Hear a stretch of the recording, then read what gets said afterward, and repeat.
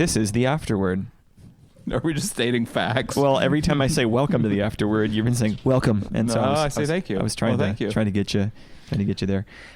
This podcast exists for us to look back at the sermon, or the text of the sermon from the week before, in order to ask three questions. We ask, is there any context, or what did we pick up in this text? Maybe even if it's a familiar one, something we didn't notice before. Secondly, what is God like according to this text? And then third, how can we apply this? What does this mean for today? I'm Rex. I'm here with Vince and Kirsten and Eric, and Betty is on the ones and twos, I think is what they say. Oh, what's that mean? It means she's like mixing behind the scenes. Oh. Yeah. It's pretty cool. Before we get going, let me ask you guys a question. What was the last song that got stuck in your head? Yakety yak. Don't talk back. You're welcome. I don't know yet. No, I mean not yet. The one that happened, but like recently, where it was in your head. Well, that is going through my head right now. Yakety yak, don't talk back. Okay, that's because you were singing it before we got started, or you hinted. You didn't actually sing it. You just said the word. I sang it. He kind of incepted it. It was like he mentioned it, he referenced it, and it appeared in all of our minds as an idea. I used to play this game with a friend of, like, you'd sing a song, and if you could catch them then singing that same song later that day, you got a point. And like it was just this running score tally of who could get the most songs stuck in the other person's head. I control your mind. Yeah. My girls last week, and it resulted in me getting stuck in my head. I let them hear "I'm Gonna Be." Like, I would walk 500 miles. That song. Oh, yes. I let them hear that song 2 weeks ago, and they sang it incorrectly for all of last week, and because of that, it was in my head. It was in my nightmares, actually. Is there anybody who actually sings it correctly, though? Like, once you hear it, I feel like it's really easy to put extra words in. Yeah. They get progressively more Irish and hard to understand as the song goes on, by the way, if you listen. They drink a little more. I think so. Yeah. Well, they start out like, when I wake up, and by the time they get to when I go out, they're like, when I go out. All right. Well, I think the last song that stuck in my head was Higher by Creed. That's a good one to be stuck in your head. Because we keep playing it ironically for Eric, because Eric actually likes it. He does. It's a favorite of me. It's amazing how much real estate in this podcast has come up for Creed and Eric and all that. So. Yeah, the band thanks us. All the airplay they're getting. All of it. Because there's so much airplay. There's so much airplay. This podcast is actually sponsored. No, I'm just kidding. By Creed. Do you have a song stuck in your head? Was that yours? I think that was probably that. I think Everybody Wants to Rule the World by Tears for Fears gets stuck in my head a lot too. It's a catchy one. I don't know. Because of the opening guitar. Yeah, that whole thing. Hey, let me read the text, and then we can make a hard right turn, pull the handbrake, hard right turn into God's word. So this is Luke chapter 2, verse 41 through 52.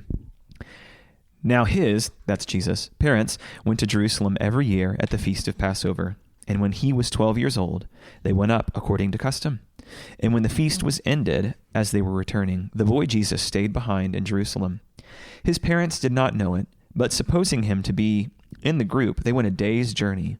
But then they began to search for him among their relatives and acquaintances. And when they did not find him, they returned to Jerusalem, searching for him. After 3 days, they found him in the temple, sitting among the teachers, listening to them, asking them questions. And all who heard him were amazed at his understanding and his answers. And when his parents saw him, they were astonished. And his mother said to him, "Son, why have you treated us so? Behold, your father and I have been searching for you in great distress." And he said to them, "Why were you looking for me? Did you not know that I must be in my father's house?" And they did not understand the saying that he spoke to them. And he went down with them and came to Nazareth and was submissive to them. And his mother treasured up all these things in her heart. And Jesus increased in wisdom and stature and in favor with God and man. This is God's word. Thanks be to God. All right. So the icebreaker question was going to be, when was the last time you lost one of your children for 5 days? But I figured we wouldn't know. Hey, Vince, how did you break this up yesterday? Yeah. I mean, there's this coming and going that's bookended by the going into Jerusalem. And it ends with them leaving Jerusalem, but not really. They have to come back, and then they leave again. So the context is surrounded by this travel, and the narrative is woven through that. So that's that. However, I started the whole thing. Hopefully this was helpful. There's been a lot of conversations about it since with different people I've talked to. I started by talking about the juxtaposition between fully God, fully man, and also fully human. Jesus' parents, fully human, but colliding into Jesus now as we see him as a 12-year-old and next week as an adult onward, being fully human and fully God, and what that must have been like for his parents. And I think we see it kind of unfolding in this text as they're coming and going and celebrating Passover, and Jesus staying behind and then being lost, and also communicating to his mother why he was where he was. So that was the breakdown. Starts with going to Jerusalem, ends with them going back home, Jesus submitting to him. But in the middle of that, you've got all the context around Jesus and what's happening in that conversation of finding and losing and finding, I should say, Jesus. Yeah. What stuck out for you guys listening? What was something you hadn't noticed before? Were there any angles for this, for the text, that were novel to you, or something that God touched your heart with yesterday? I actually had a question, wondering if you studied it all. It says that Jesus increased in wisdom and stature and in favor with God and man. So I understand how he can increase in favor with man. Yeah. Is that just the way that it's broken up in English, or did he increase in favor with God? Yeah, I think we have to read it in through our eyes, but I think really I'm trying to figure out how to say it. The way we would read it is that as he's moving, the whole narrative of Luke is moving toward the cross. And so and that was the mission he came to be on. And so as that moves closer to that happening, he's moving in favor with God, is how it's written, but really meaning he's moving closer and closer and closer to the epicenter of his mission, coming, beginning, happening.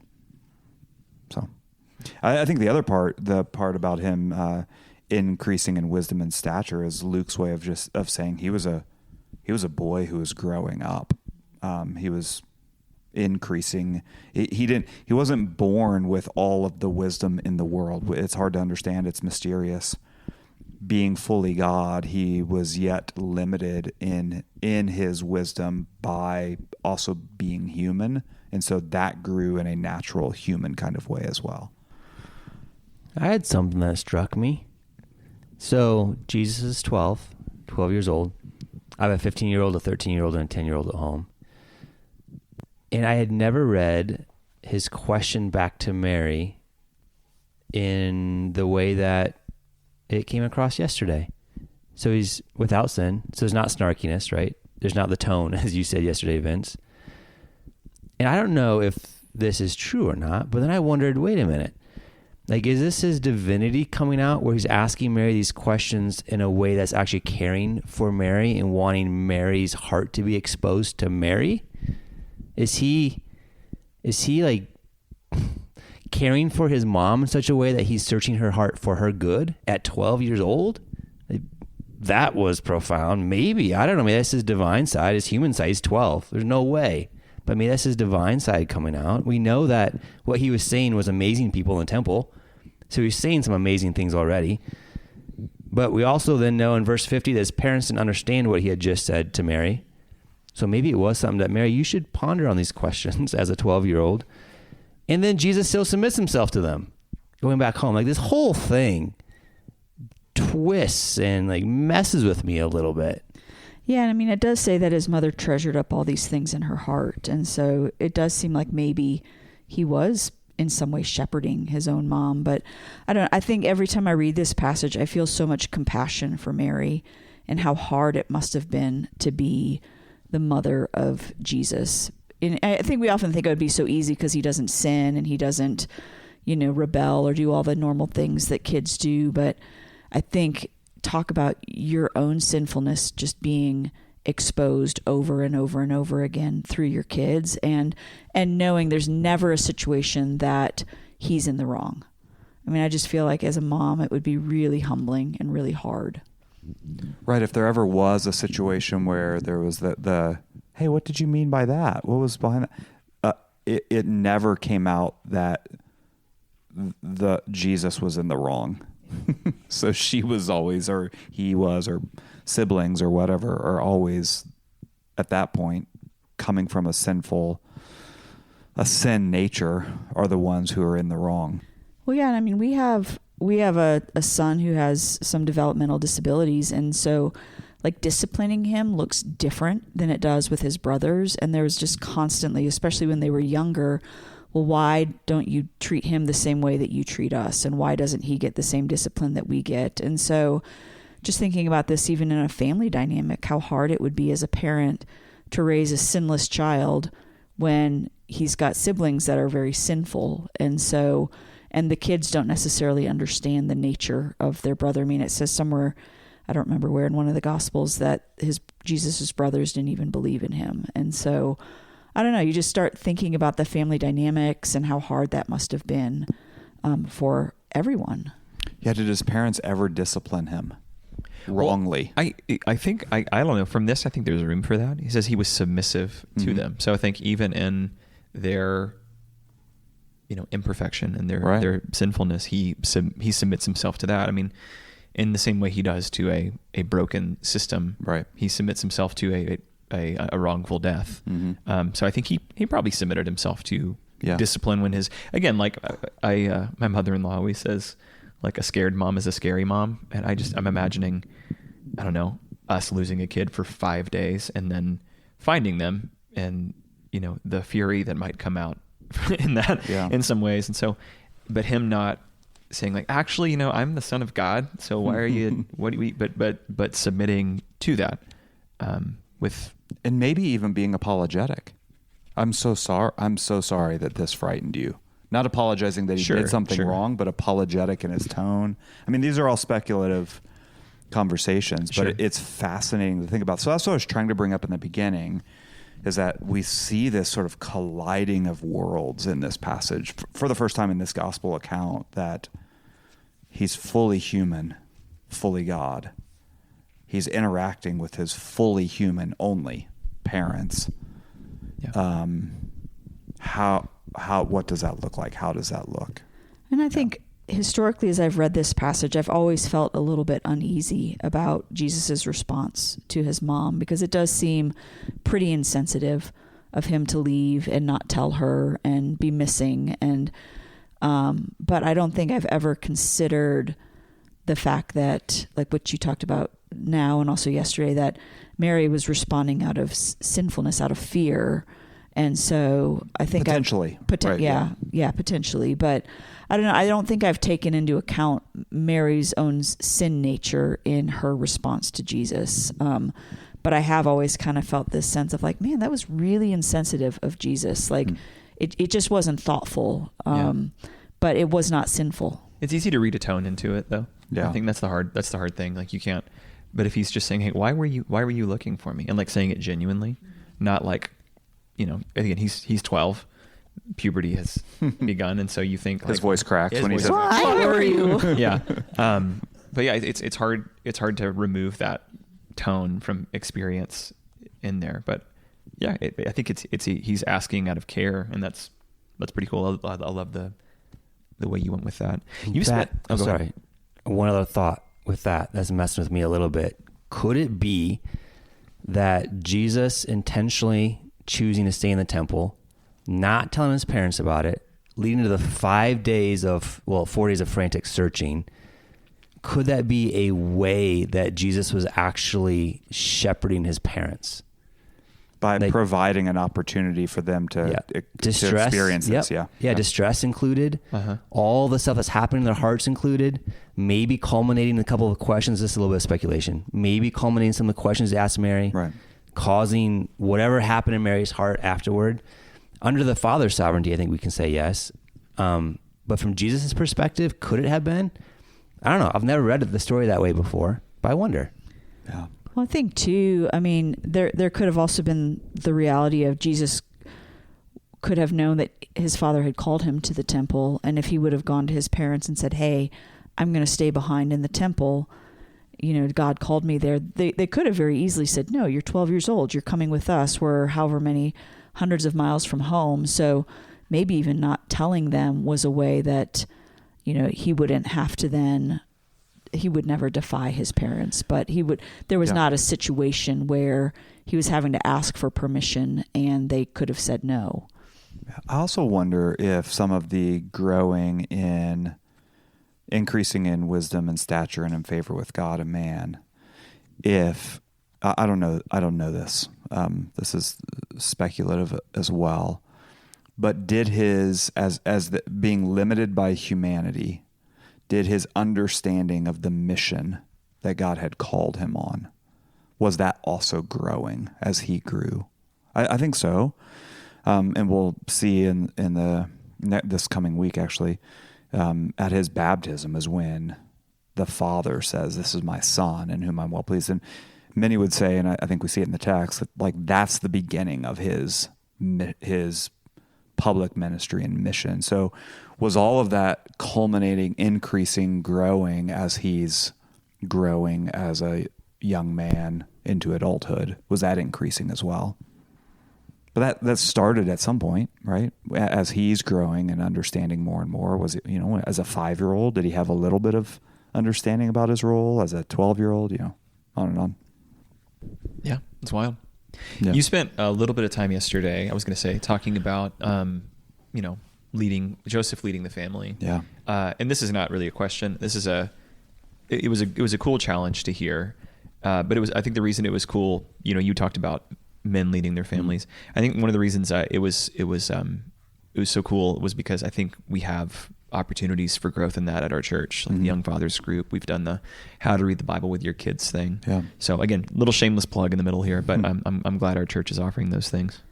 I did have a question that came up. Maybe again, it's my weekly question for the pastors. How would you shepherd a woman? I've come across a lot of women over the years who have felt frustration or disappointment in that their husbands are not leading the family or not leading their family in the way that they would hope. And so what counsel would you give to a woman who's in a situation where she doesn't feel like her husband is leading the family spiritually? How as a wife who submits to her husband, can she also encourage him in that? I think just like you said, I think some encouragement toward that, without guilt or shame. I think a lot of prayer.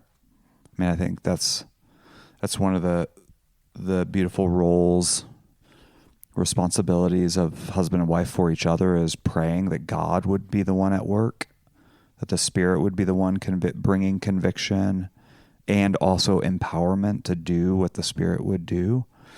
But I also do think some straightforward encouragement, or even asking the question of, I'd really love for this to happen. Would you be willing to lead in this way? So the question to put some emphasis behind it. Yeah, I think too, for women, having an understanding of what you're wanting from your husband in that, because I think sometimes there's this idea of spiritual leadership, but we don't actually know what we have in mind. And so having an understanding of what you're desiring there. And then also you have been created as your husband's helpmate. And so what does it look like to be a helper in that? I mean, I think Vince said at the members meeting yesterday, planning is not his strongest suit. And it's true. And so there's a lot of times he'll think, okay, I want to read the Bible with our kids, or I want to do these things. And it really is his desire, but at times, because of the way he's wired, following through with it doesn't happen.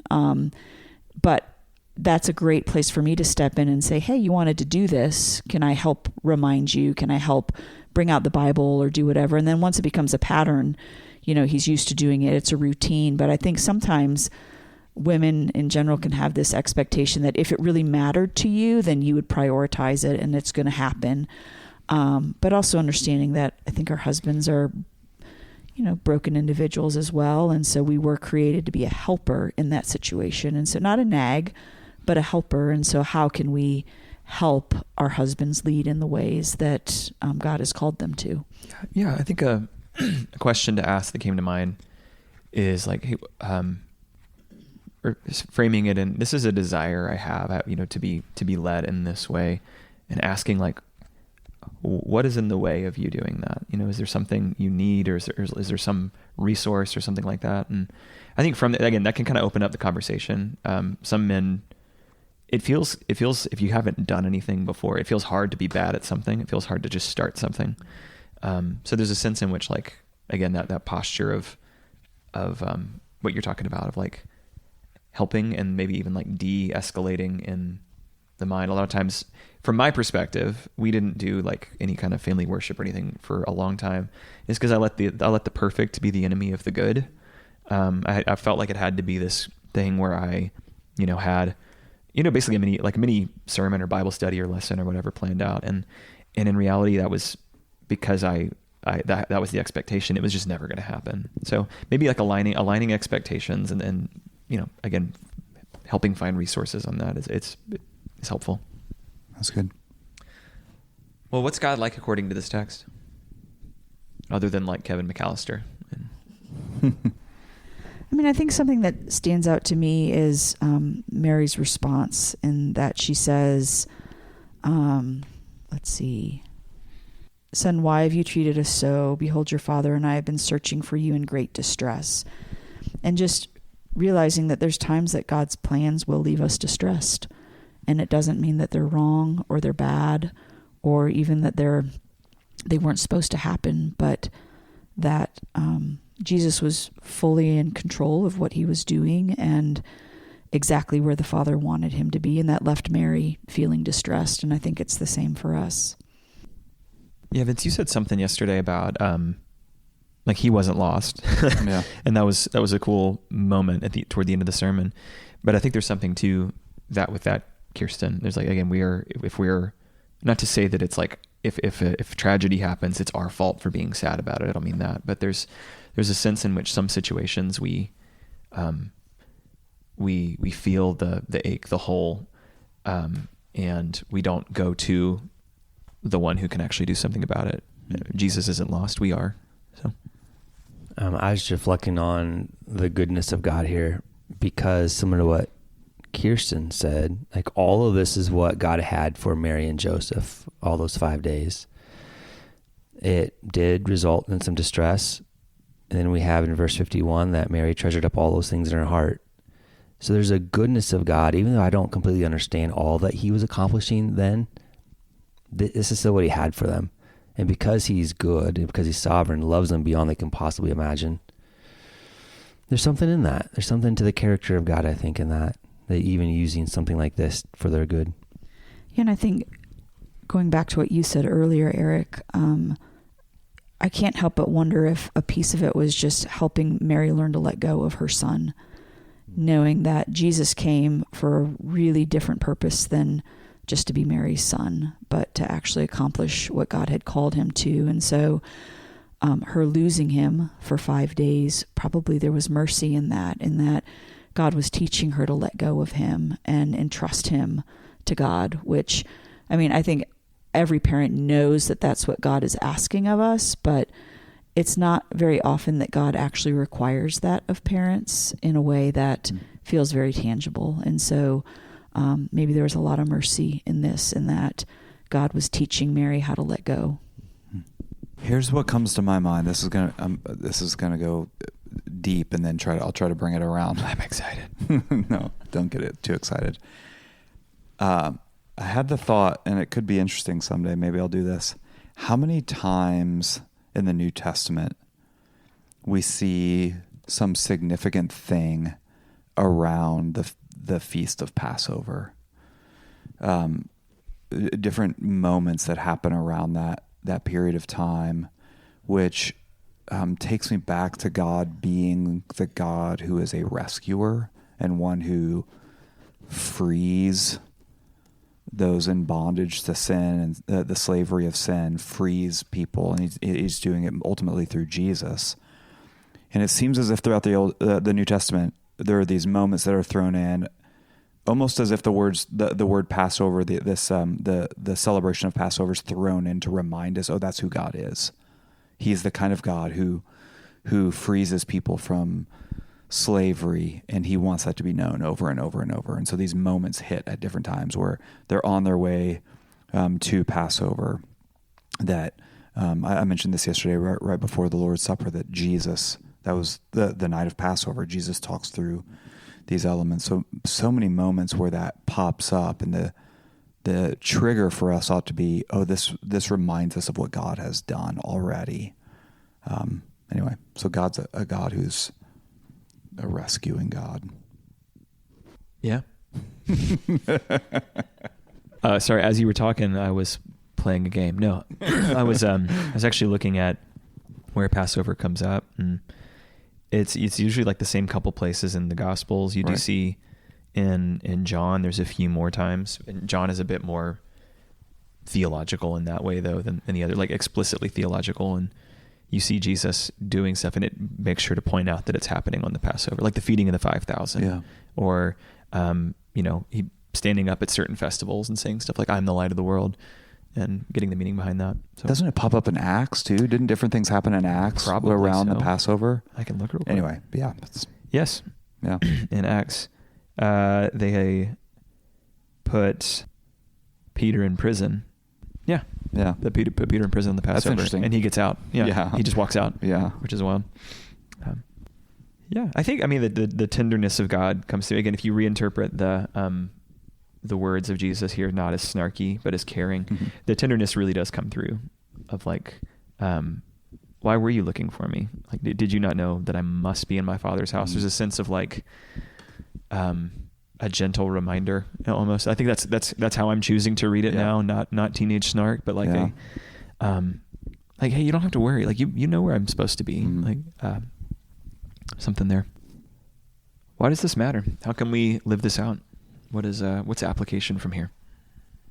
I mean, I think as you were talking, I was just thinking of, the admonition throughout all of Scripture, do not fear. But as I think a mom, we often fear for our children in various situations. And so, but just thinking, if we are really entrusting our kids to the Lord, then I think we can have the same kind of confidence that Mary needed to have in God for Jesus's care as we can have for our kids, for God's care of our kids. And that's an easy thing to say and a really hard thing to actually put into practice. Yeah, I think for me, it's sort of what I already alluded to before, but there's a sense of like, hey, look for the Lord in places where you know you'll find him. It's easy to try to like fill any kind of anguish or anxiety or whatever with medicate it with scrolling or food or whatever else you might find, some other kind of pleasure. But there are places we know, and Eric, you use this language a lot. There's places we know that we encounter God, who is the strength of our heart and our portion forever. So I think looking for Jesus where he will be found. How do you pastor someone who is in a long season of feeling like God has been silent, and they've been searching for him, and they've been faithful to be in the Word and faithful to worship and be in prayer, and yet it still seems like God is silent? Like, how do you encourage or pastor someone who's in a season like that? Yeah, I think related to this passage, Mary and Joseph didn't quit until they found him. And, they didn't look for one day and give up, or look for 2 days and stop, or become frustrated or disillusioned with the idea of searching for him. They continued. And I would imagine, just like any parent, they would have done that for 10 days or 30 days or 100 days or however long it took to find him. I think that would be my encouragement, that in seasons where it seems as if God is silent, that our response is not to then walk the other way. It's to keep searching. Yeah, I think I would add to that the journey itself through all of what feels like God is silent, a couple of things. It doesn't mean there's something wrong with you. You're not just doing something wrong or you've sinned or something. Although it's something to consider, right? We see biblically that sin impacts our relationship with God, how we experience it. But it doesn't mean there's something wrong with you. Second, it's a time where God is likely radically shaping you. It's a compressed period of time. There's usually anguish, high emotion. You're being shaped somehow. And so God is active even during that period. That's happening too. So there's a value and still a purpose to it, even though it might be hard. We don't feel it. We don't see it. That's still happening. And so I think those are some encouragements for folks. This is going to happen to all of us at different times. Encouragements as we go through those seasons. Yeah. Oh, we're at application part, aren't we? Yeah. Well, it actually relates to that. We'll just talk about the Father. The Father in his sovereignty had this for Mary and Joseph, and it resulted in some distress. And so I think some of the application for me, that's actually encouragement for me, is that when I feel distress, like God is still over that, and there's something in that. I don't know what all of it is, and I might not know all of it, but he's still over it. It wasn't a mistake. Jesus is where he needed to be. That's what he had for Mary and Joseph, out of his love for them, which can be hard to understand. Yeah, I think all those things are things that came to my mind too. But another piece of it is that I think this points to God being a God who's worthy of worship all the way through, that these people are going to celebrate Passover, which is a remembrance of what God has done. And they've done this year after year. They've done it now for Joseph and Mary have done it now for 12 years together. So he's a God who's worthy to be worshipped in the regular rhythms of this life. He's worthy to be worshipped, especially if Jesus, who is God himself, says to his earthly mother, you should know that this is where I am. I think an application of this is this life in all of its journey, to use that word, is about the worship of God. Part of the journey is about the worship of God. The regular rhythms we have are about the worship of God. Jesus himself is pointing in that direction. So, that's an application that comes out for me. Good stuff. And very practical application is don't assume someone else has your kid when you're leaving church. No. It has happened. I believe it. Years ago, the family's no longer at the church, but years ago, the family came. They had 4 kids, and they left, and then they came rushing back. They went back a couple cities away. They drove where home. They lived, and then came squealing back. And I remember she just looked at Finn. She's like, just no words. No, don't even say anything. She got out on the sidewalk and she looked at me, and I was like, I just gave this smile, and she said, no words, Vince. I was like, yep, got it. Got it. Understood. Yeah, we'll be doing stuff, and I'll walk back into the room, and we have Barnabas now, and he'll be in his rocker, and I'm like, oh yeah, I forgot about you a little bit. Not totally, but Vince, where are we going next week? We start chapter 3, right?